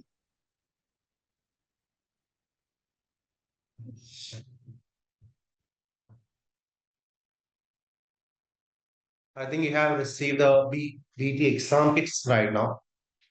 The study text is uploading, okay? Sir, I have one more question. Please ask Sir, Chanshu. sir, we have private schools and private hospitals, and their objective is to make profit, like in practical life. But as for our syllabus, what will be they considered as? Normally speaking, as a not-for-profit organization. Okay, sir. Like it's a classification. Okay. Okay. Okay. Always their main objectivity is to promote education. Even though the ultimate goal is to make the profit by the owners of the company, their main goal is to always, give education. Then only they can able to create profit, right? Yes, sir. That's it. Can you start?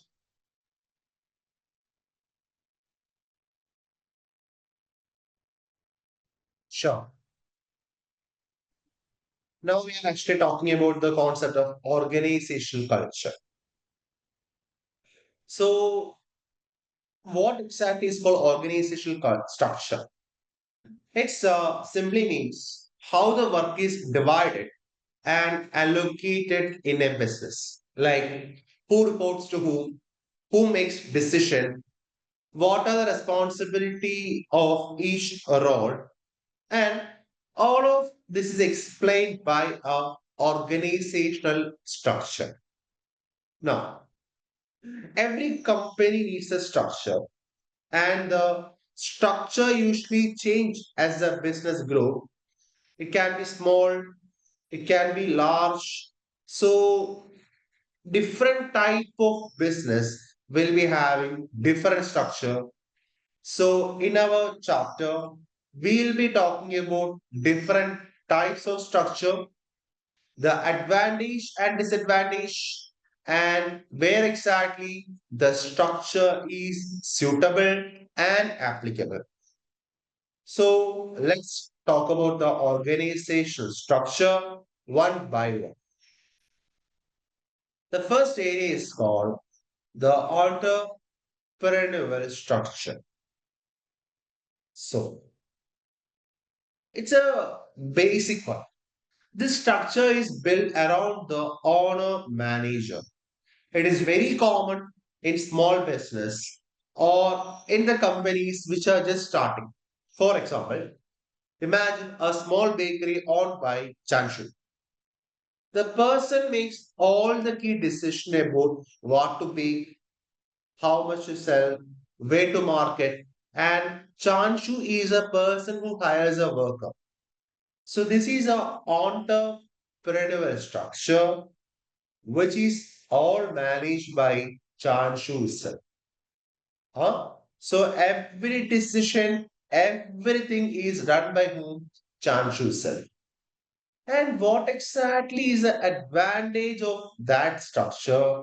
Like Chanshu is making all decisions, so she can able to take decision in a faster manner. The things can able to happen very quickly. There won't be any kind of delay. She does not need to wait for any kind of approval. And also, the second one is called responsive to market changes. See, if the market changes, like the customer taste or price changes, the Chanshu can able to adapt in a very quicker manner. For example, if people suddenly want more sugar-free cake, Chanshu can decide immediately to add that to market and can able to attract more customers. The next area talks about the goal congruence because the owner controls everything. The goals are directly applied to business. There is no confusion about what the company is aiming for. Then the owner will be having a proper idea about what exactly is happening, and nothing will escape without Chanshu's notice. And along with that, the Chanshu's business is quite smaller. So Chanshu and her employees will be having a very good working relationship. This is an advantage. But not only advantage, there are some disadvantages. The first of all, the business is quite smaller. Hmm? The employees often have a clear promotions or career opportunities. So, which can lead to staff demotivation. There is lack of career structure. Along with that, everything depends upon the owner's knowledge and abilities. If the owner is good, the business runs well. If the owner is not, the entire business will suffer. The first one talks about the what? The lack of career structure. Second one talks about the dependent on manager skills. And third one talks about the difficult to handle the growth. When the company grows bigger, the one person can't able to handle all the decisions. The system will become too much overloaded and it will become inefficient. So entrepreneurial structure works well for small companies at the earlier stage. It gives us more speed, more control, more flexibility, but it is not suitable for large growing companies because one person cannot manage everything. That's it. Okay.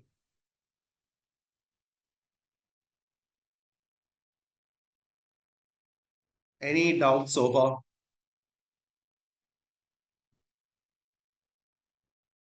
Guys, any doubts? No, sir.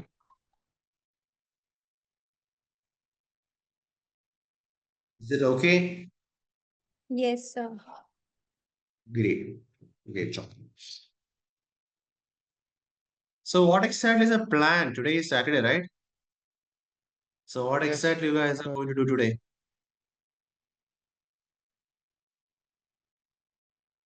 Gurkrat, Yes, sir. what is the plan for the day? Sir, it's a busy schedule today. What? Busy schedule. Why it is busy? Sir, firstly, I have to prepare for the exam, and in the evening, I have to hang out with my friends. Uh-huh. Yes, sir. Great, great, great. Thank you, sir. What about Chanshu, Shreya? Any plans for day? No, sir, nothing special. Actually, I am on leave today from my office. Oh, you're working, right? Yes. Yes, sir. What exactly is your working time? Sir, it's 10 to 7. 10 to 7. Yeah, right. Okay, that's 9 hour shift. And you're actually practicing, right?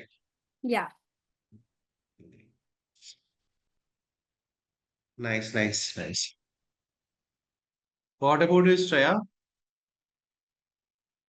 Nothing as such, sir. I have a lot of assignments to complete. Uh-huh. Yeah, talking about myself, like after the class, I have to eat the breakfast. I have to go to the ASAP office to discuss some of the ASAP courses and do. Then what? Then I have to work out. Then I have two other batches. Evening from 4 to 6, I'm having the batch for financial accounting. And from 6 to 8, I'm having batch for SBL, revision batch. So that's my day. Yeah, today's not that much hectic. Normally speaking, like during the time of June, July, that time, I used to take class from 7 a.m. in the morning. 7 to 9, I'm having class for the SBR. From 9:30 to 1 o'clock, I'm having other batch, offline batch. From 1 o'clock to 4:30, I'm having other batch offline. Then from 6 to 9 p.m., I'm having online classes. So it was entirely a mixture of everything. Like so many classes, tight schedules, and all. It was so hectic. Right now, I'm actually going to have some relaxation right now. From tomorrow onwards, like, yeah, it's quite easy because we are having autumn celebrations. Autumn holidays are coming in this week. So, we had a great autumn festival yesterday, autumn celebration in our office space and all. So, it was very great. So, this week is going to be very easy. But the real struggle is starting from 8th of September. I'll be completely busy from 8th. Thinking about all the things like it's very nice. It's very like the time you're actually going through is very what to say, a very nice time. Really make it useful. Hmm? Be with your friends and families. Spend more time with the people you love, you care about. It's very nice. Okay, don't just sit in the home. Go outside. Spend some quality time. Okay. Sir, are you Delhi based? No, I'm actually from Kerala. Okay.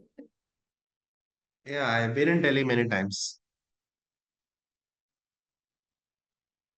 That's nice, It's sir. only like It's only like a 3 hour journey from flight. Okay. Yeah, if it is in train, it will be like 48 hours. That is too much. I prefer flight always because that's more convenient. Right, sir. And Delhi is always, there are many metros connected, so it is more convenient. Metro is best, sir. Yeah. Else you will get stuck in the bus. Uh-huh. But the thing is that Delhi traffic is very worse.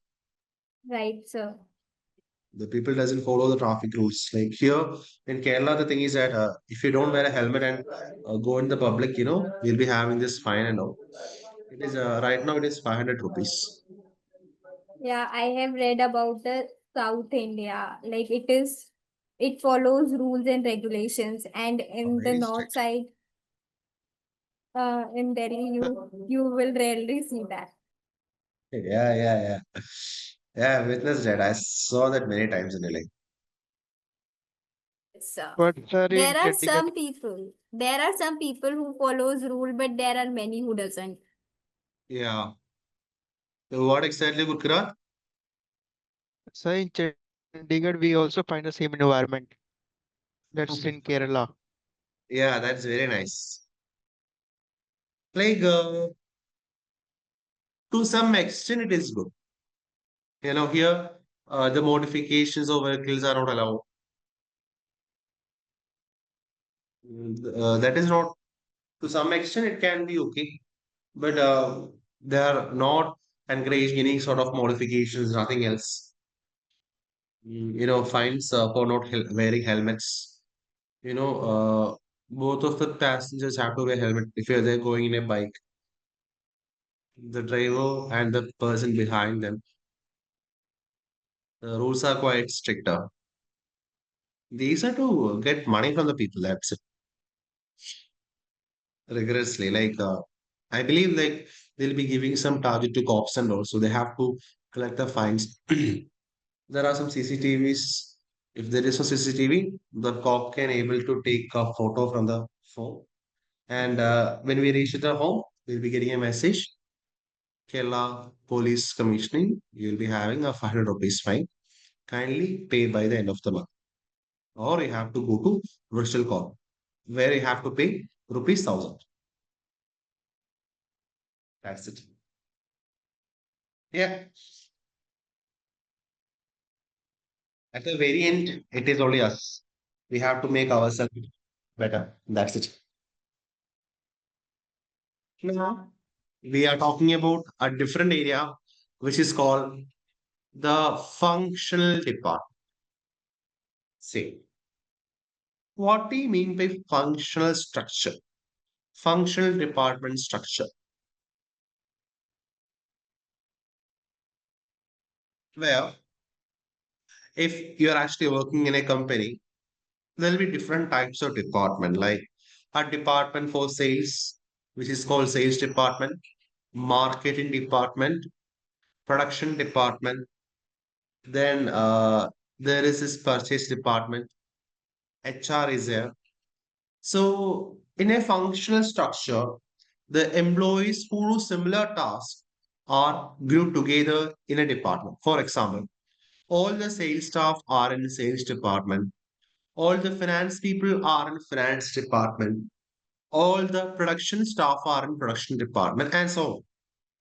This structure is usually seen when a business grows beyond the entrepreneurial stage, but still has a number of products or operates in a relatively stable market. Let's talk about the advantage. The first one is called economies of scale.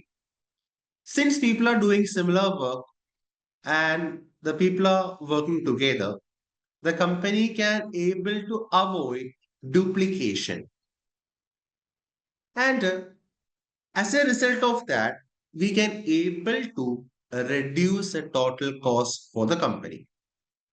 Second advantage, we can able to bring a standardization. See, the departments can create a standard process which can able to form a proper quality and proper consistency. And third one, a specialist comfort. The employee with similar skills are working together, so they feel less isolated and more motivated.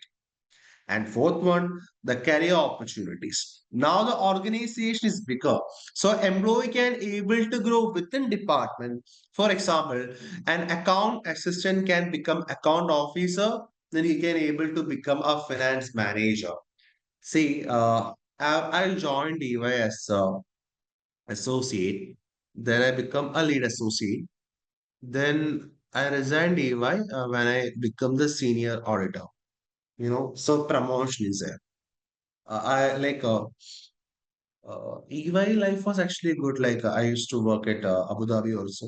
Abu Dhabi, like there is something called second offer is there, where they will take you to the foreign countries wherever our clients exactly work. I went to Kuwait and Abu Dhabi back in the day. It was very nice. Working in different culture, a different environment, atmosphere is very good. So that's example of career opportunity. Okay. Now let's talk about the disadvantage. The first of all, the empire building. The manager may try to focus only in the interest of their department, like not the organization overall. This will create some of the internal politics and also some of the power struggles. And then there is something called slow decision making. Because of the longer chain of command, the decisions may take time and the poor fit for diversification. If the business is producing very different type of products, the functional specialist may not be having a proper knowledge. For example, if the production team may not be able to handle both gas fire and radios at the same time. So, in short, the functional structure is excellent for efficiency and career department, but weak when the business is diversifying too much. Okay, so functional department is a very easy area. Okay, functional structure is great for what? Efficiency, but limited when the business diversify. Okay, next area is called what? The next area is called divisional structure. Next one is called divisional structure. So now, what if a company is very huge, very large? They are manufacturing too much amount of products and operates in different markets. There come divisional structure. See, in a divisional structure, the organization is split into separate division, and each division is responsible to have its own products, regions, or customers. And in each division, there are functional departments to run the operation. For example, let's say a company is making some of the toasters and televisions, and the market and technology are very different. So the company creates a toaster division and a television division. Each division has its own sales, HR, and purchasing department. But some things like finances are actually managed commonly. So, when it comes to divisional structure, we are actually classifying what? We're actually classifying an organization to separate division, and each division will be having their own products, regions, or customers. Okay? Any doubts?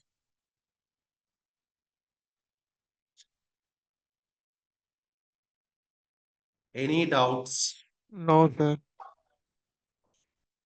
And if I may say, each division can be classified as a profit center, which means it has its own revenue, its own cost, its own investment, etc. We often call those divisions like strategic business unit. Strategic business unit is a common name. And let's talk about the advantage. The first advantage is that the divisional structure supports the growth, like it allows the organization to expand into new products or regions in a very easy manner. Next one, clear responsibility. Each division is accountable for its own performance. There is no confusion about who is responsible to do what task. Then training is there. Like divisional manager will be having a proper vast experiences which will help them to prepare for top management roles. Then flexibility happens. When the new products or market comes, the new divisions can be created. Then there is a proper top management focuses like head offices can able to focus on strategy while the divisions can able to handle the operation. But not only advantages, there are some disadvantages. The first one is about the loss of control. The head office may lose tight control over divisions as they become more independent. Then the lack of goal congruence. Sometimes the divisions will be acting for their own interest rather than the company's whole interest. Then there is a risk of duplication, like the functions like HR or marketing can be repeated in every division, which will leads to higher cost. Then specialist isolations. Sometimes the experts may feel like they're actually cutting off from their colleagues, which will create a quite amount of demotivation. And also, there is something called central cost allocation problem, deciding how to share costs like finance or IT, which can be difficult for a very large organization. These are the advantage and disadvantage of what the divisional structure. So, advantage supports growth, clear responsibility, training, flexible of diversification, top management focus. Disadvantage, the loss of control, lack of goal congruence, duplication, isolation, and cost allocation problem. That's the first area. Okay. Now,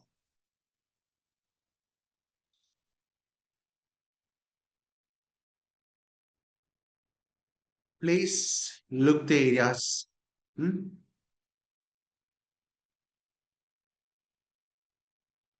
Please.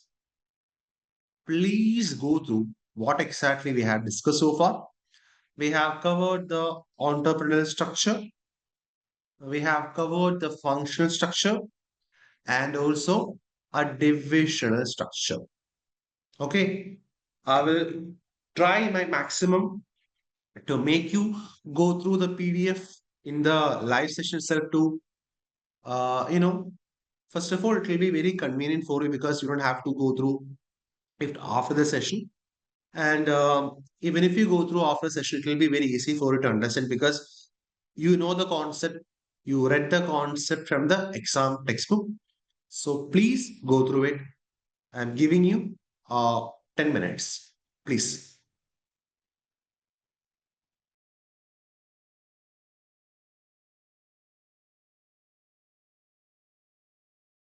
Sir, can you please explain the disadvantages of divisional structure again?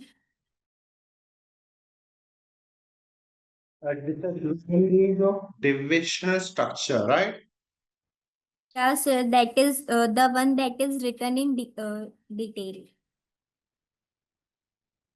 Yeah, sure. See, the first one is called loss of control. Like head office will find it difficult to control all the division properly since the divisions are actually working independent manner. And then there will be some of the different types of organization goals.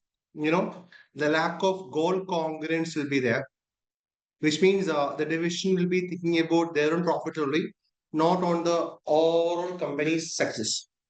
Then there can be duplication of work, like each division will be having their own HR, marketing, which will increases the cost.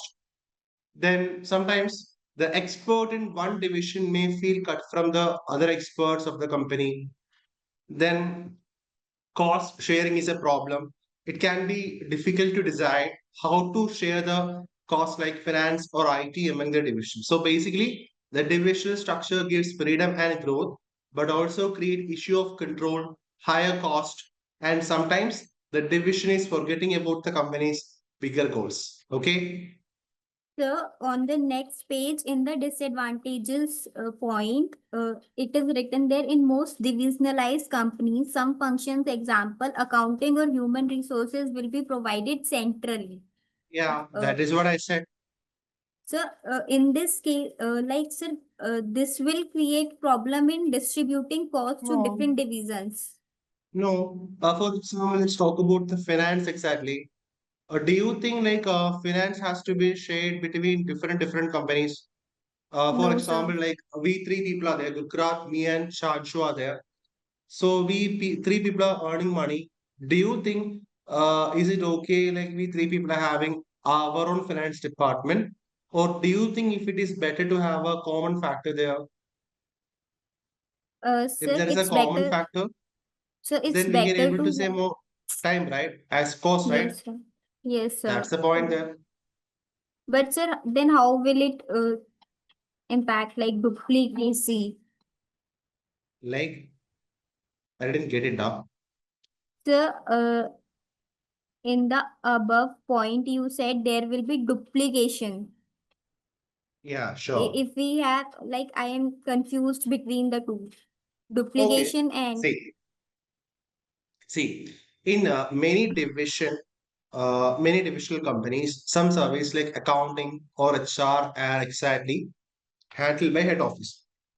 The cost of the service are then charged to each division, but the managers may feel unfair based on the charges, and they will try to reduce their profit without reason. Sometimes they will try to complain, like it is the cost allocation they are mentioning down there. See, in many companies, the cost, let me explain with a very small example here. If the head office HR cost is 10 lakhs and there are two divisions, the one is Gurkra division and one is Chanshu division. The each of the division have to pay 5 lakh and 5 lakh. But Chanshu will say, sir, we only hired 10 people through HR, but Gurkra is hiring 50 people. Why? We people have to pay same amount of money. So the problem is not with the HR itself, but how about the cost are being divided? If it look unfair, the managers will complain. That's it. Okay, Chanshu. yes, sir. So yeah, that's for the day. I think we can wind up the session now. Hmm? We have covered a good amount of topic. Sir, I have one more question. Yes. Sir, in the division sector, do we have to prepare separate financial statements for each division? For a divisional sector, like do we have to prepare a Separate financial statement. like if it's a company, like if it's a parent subsidiary relationship, okay, individual company should be having a proper financial statements. Okay. Sir, it is divided by segments. Like if we prepare financial statement in practical life, then we have a point in the financial statement that we have to describe the segment in which the company involved. Mm-hmm. Like So, normally speaking, the if it's a parent subsidiary relationship, the each company have to prepare their own FS. When it comes to divisions, that if it's just a division, we are not forming other company or we are not having obtaining other company. Normally speaking, they do not prepare the financial statements like the whole company does. But however, they'll be preparing something called separate financial reports, like it is called divisional accounts or management accounts, which shows division's revenue, division's cost, division's profit, etc. And okay, and we'll be treating themselves as a SBU, the strategic business unit. That's it. So the divisional prepares the internal reports, but the official FS are only made for the company as whole. That's it. sir, Okay. so then in this case, then there will be a cost for the separate for each division for to make their statements like financial reporting. That is not a considerable amount of money, really. Okay. Okay. Okay. So yes, it is 10 a.m.